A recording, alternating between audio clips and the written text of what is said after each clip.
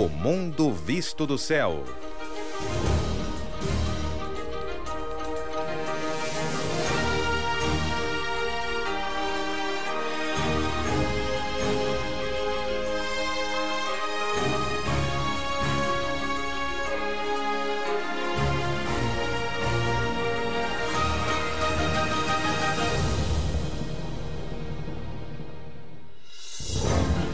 Neste episódio,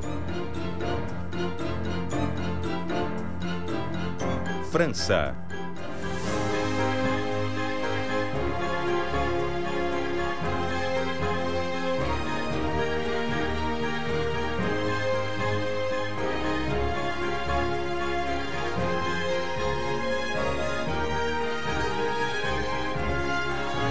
Aramanche até La Trinité. Nossa viagem começa ao longo do litoral da Normandia e da praia de Omaha, o local mais sangrento do desembarque do dia D durante a Segunda Guerra Mundial. Continuaremos a oeste pela península de Cotetin até Granville, uma cidade medieval fortificada. Mais adiante na costa, situada em uma ilha isolada no mar, fica o Monte Saint-Michel, a abadia medieval que um dia atraiu monges peregrinos vindos da Europa. Depois iremos a Ouessant, na extremidade oeste da Bretanha, onde os faróis protegem a movimentada faixa marítima há centenas de anos. Tentaremos desvendar o mistério das 3.000 pedras neolíticas nos arredores da pequena cidade de Carnac. Terminaremos a viagem em La Trinité, uma famosa cidade portuária que atraía para suas águas marinheiros do mundo todo. Essa faixa de 500 quilômetros do litoral normando sempre serviu de fronteira natural entre França e Grã-Bretanha. Infelizmente, as praias douradas ainda trazem lembranças de inúmeras batalhas sangrentas. Após a conquista normanda da Inglaterra, esse litoral foi local de conflitos praticamente constantes durante 8 séculos e que culminaram nos desembarques do dia D na Segunda Guerra Mundial, com o intuito de libertar a França da ocupação nazista. A praia nos arredores da cidade de Aramanche foi um dos locais do desembarque durante a invasão das forças aliadas no dia 6 de junho de 1944. Em apenas um dia, 300.000 soldados britânicos desembarcaram aqui. Outros 2,5 milhões chegaram em um período de 100 dias. As forças aliadas sabiam que um desembarque significativo como esse só poderia acontecer em 10 dias durante o ano, na fase da lua cheia, para iluminar o caminho para a força aérea e na maré alta, com águas profundas o bastante para que a unidade terrestre pudesse desembarcar na praia. Foi aqui que o porto de Mulberry foi útil. As ruínas do porto existem até hoje. Consistia de vários quebra-mares, carretas com munição e píeres flutuantes, construídos na Inglaterra e rebocados pelo canal, transformando-se no dia do ataque em um porto que se estendia por toda a linha da praia.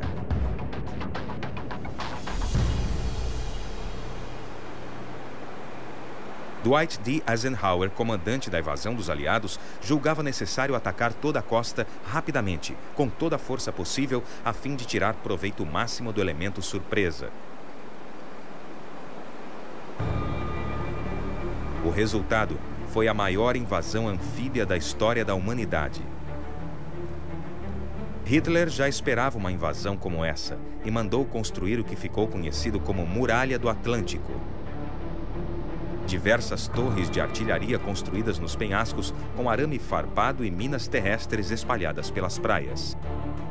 Alguns historiadores acreditam que o líder alemão teria êxito em repelir o ataque caso tivesse ouvido o conselho do general em posicionar mais tanques ao longo da praia.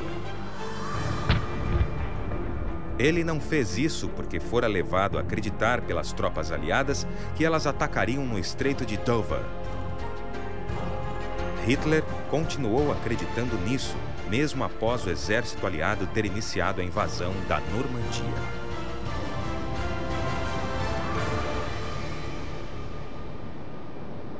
Descendo o litoral, passamos pelo Port en Bassin.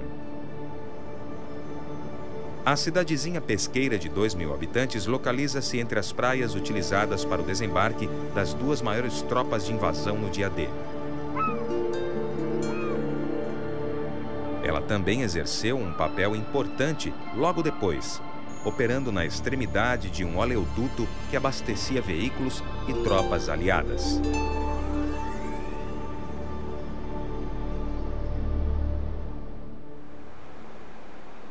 Chegamos agora à praia de Omaha, onde mais de 300.000 soldados norte-americanos desembarcaram no dia D. Devido a uma sucessão de infortúnios, foi essa força invasora que sofreu o maior número de vítimas naquele dia. Primeiro, já que o porto provisório ficara completamente destruído durante uma tempestade, os soldados desembarcaram na água e tiveram de caminhar até a praia, tornando-se alvos fáceis para a artilharia alemã. Para piorar, as defesas inimigas eram 4 vezes mais poderosas do que se imaginava. Esse cemitério foi instituído pelo exército norte-americano no dia 8 de junho de 1944, 2 dias após a invasão. As terras foram cedidas aos Estados Unidos pelo governo francês, livres de custos e impostos. Aqui estão os túmulos de 9.387 soldados que morreram no dia 6 de junho e nos 2 dias subsequentes.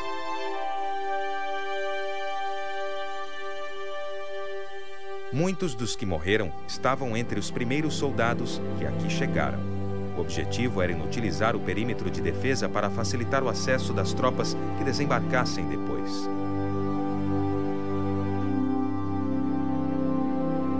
Apesar do grande número de baixas, a perseverança dos soldados nesses primeiros desembarques resultou na tomada de 2 bases isoladas de operações, permitindo o acesso por terra. As defesas alemãs terminavam na linha da praia, e quando as tropas se infiltraram na primeira linha, ficou mais fácil invadir o restante da base. As casamatas nesses penhascos em Ponta de Rock ficavam entre as praias de Omaha e Utah, 2 pontos de desembarque importantes no dia D. Também eram importantes estrategicamente para os aliados. Uma tropa de 225 soldados tinha a missão de escalar o penhasco de 30 metros com cordas e ganchos e invadir o local. Apesar de não ter sido surpresa, a pequena tropa conseguiu assumir o controle das casamatas. No entanto, quando chegou o reforço, apenas 100 homens do grupo tinham sobrevivido. Situado na margem esquerda da foz do rio Dove, a praia de Utah era o ponto de desembarque mais ocidental para as tropas invasoras do dia D. Ao contrário da batalha sangrenta em Omaha, houve aqui pouca resistência. Dos 20.000 homens que desembarcaram, apenas 300 foram mortos. A natureza ajudou a missão, soprando a embarcação a 2 quilômetros do alvo planejado, em um ponto em que a praia estava bem menos fortificada. Consequentemente, os soldados puderam pegar os alemães de surpresa e se juntaram depois a 13.000 soldados paraquedistas que tentavam chegar ao litoral pelo interior.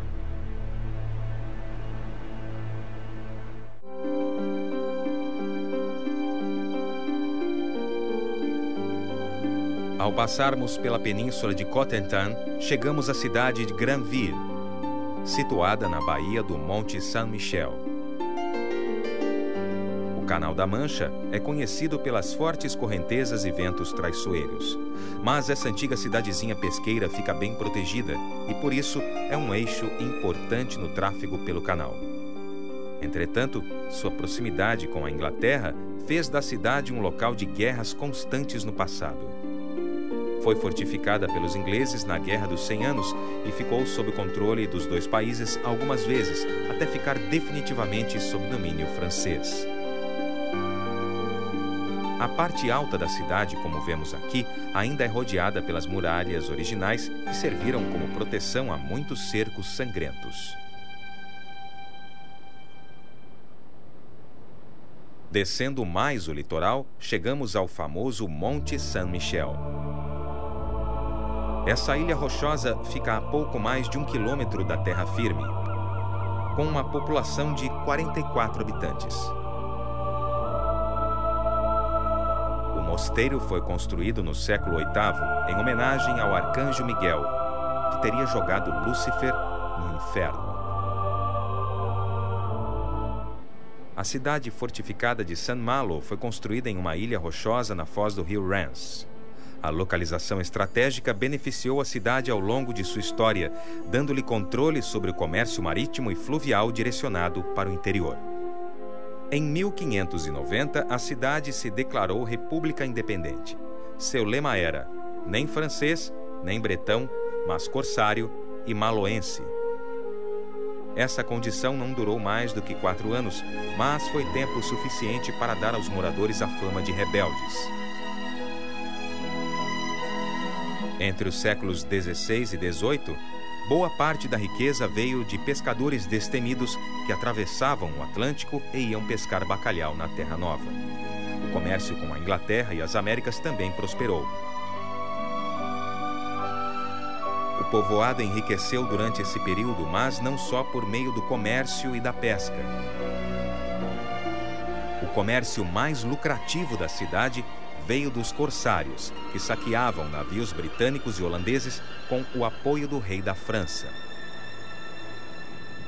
Porém, os dias de pirataria dos corsários ficaram para trás. E o porto de Saint-Malo é hoje responsável por boa parte de sua riqueza, com 1 milhão de visitantes por ano vindos da Inglaterra e de outras partes do mundo.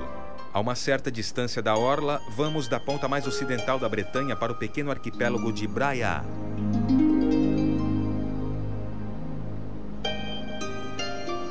É ocupado desde o período neolítico, quando as ilhas eram apenas uma série de picos interligados por vales. Mas conforme o nível do mar subiu ao redor do arquipélago, dando passagem para as águas da corrente do Golfo, um microclima interessante foi criado. Braiá é consideravelmente mais quente do que no continente e as plantas subtropicais, que são mais comuns no Mediterrâneo, como palmeiras e eucaliptos, crescem exuberantes aqui. Também foi um ponto militar estratégico disputado durante centenas de anos, desencadeando cercos e invasões ao longo de sua história. Os variados moradores criaram, com o tempo, uma paisagem rica historicamente. Antigas construções de pedra e outras relíquias do passado se misturam às moradias modernas. As ilhas possuem cerca de 500 habitantes, mas atraem um grande número de visitantes anualmente por ficarem a apenas 16 quilômetros e a uma curta distância de barco de Paimpol, a cidade mais próxima.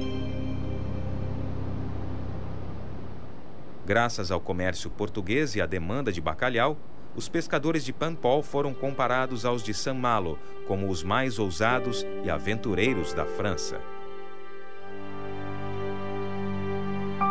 Eles fizeram expedições arriscadas para a Islândia e depois para a Terra Nova, que na época era chamada de Ilha do Bacalhau. Pois, como o próprio nome sugere, o peixe cobiçado existia em abundância naquelas águas. Cidades cresceram em torno do comércio e logo o setor movimentava tanto dinheiro que os reis da França e da Inglaterra cobravam 10% sobre a venda do bacalhau.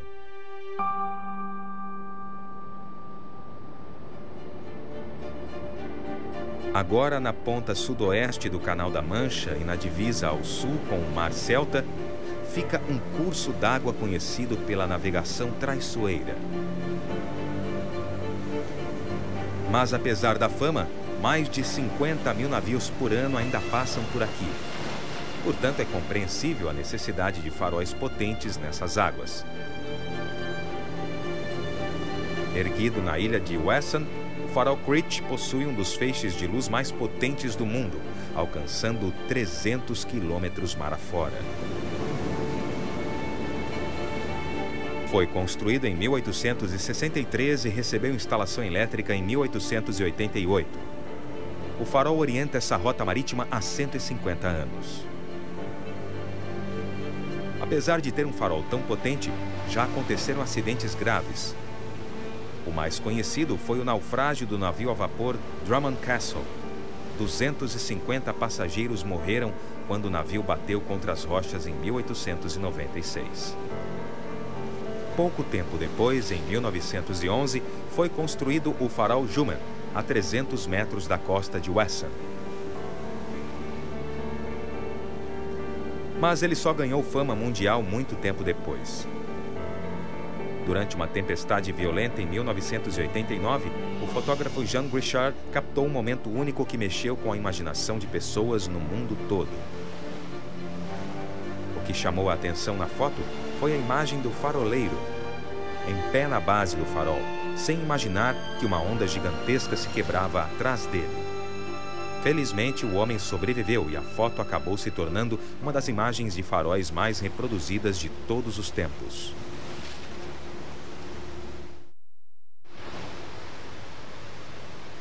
Mesmo sendo traiçoeiras, essas águas dão passagem crucial para o comércio e os militares desde a era medieval. Cidades portuárias cresceram ao longo desse litoral, mas poucas são tão importantes estrategicamente quanto Brest. Hoje, a base naval monitora a zona de exclusão aérea para aeronaves civis, mas sua importância em períodos de guerra é secular. Essa fama causou grande sofrimento para a cidade na Segunda Guerra Mundial, depois que os alemães a estabeleceram como uma de suas principais bases para submarinos. Por isso, foi uma das regiões mais bombardeadas na França.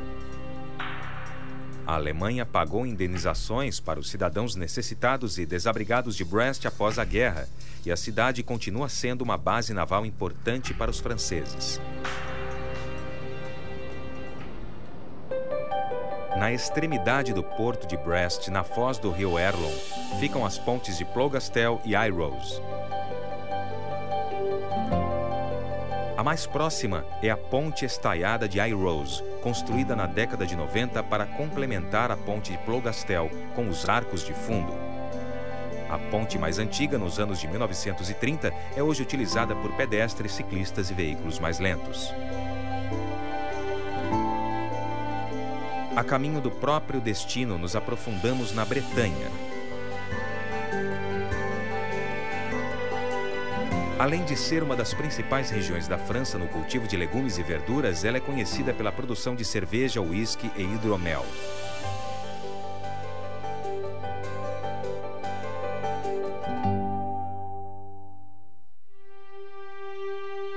Esta é a cidade de Concarneau. É um dos portos pesqueiros mais importantes até hoje na França, com uma pesca anual de mais de 100 mil toneladas de atum, feita por barcos que partem daqui. Além da pesca, indústrias no setor de conservas e construção naval foram atraídas pela Revolução Industrial e ainda são destaque na economia local. O local mais importante aqui, sem dúvida, é Vie, ou a cidade fortificada em torno da qual se desenvolveu o restante da cidade. As muralhas foram erguidas no século XIV e conseguiram repelir invasores muitas vezes. A área murada possui um ambiente completamente diferente do restante da cidade, pois é repleta de ruas estreitas, restaurantes e lojas de antiguidades.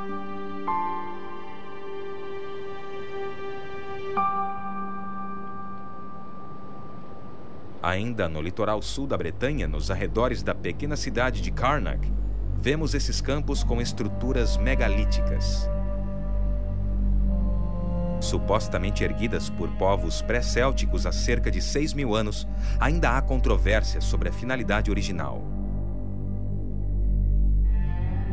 Alguns pesquisadores afirmam que as 3.000 pedras se alinham na direção do sol nascente durante o solstício de verão. Outros acham que as pedras são lápides ou monumentos erguidos em memória dos mortos. Segundo uma teoria polêmica, as pedras estariam posicionadas onde havia falhas geológicas sísmicas no período neolítico. Segundo uma lenda local, sem muita base científica, as estruturas são resquícios de uma legião romana transformada em pedra por Merlin, o mágico arturiano.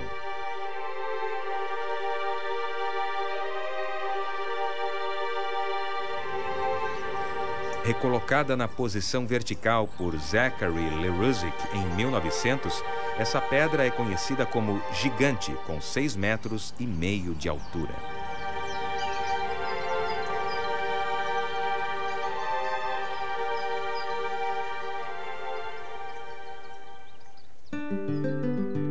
Voltamos para a orla da Bretanha, a leste das pedras, para uma passagem rápida pelo cais em Trinity-sur-Mer.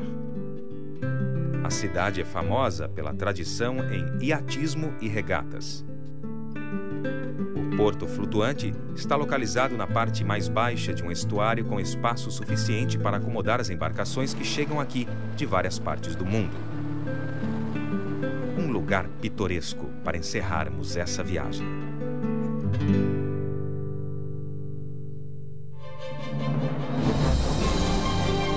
Versão brasileira, DPN Santos.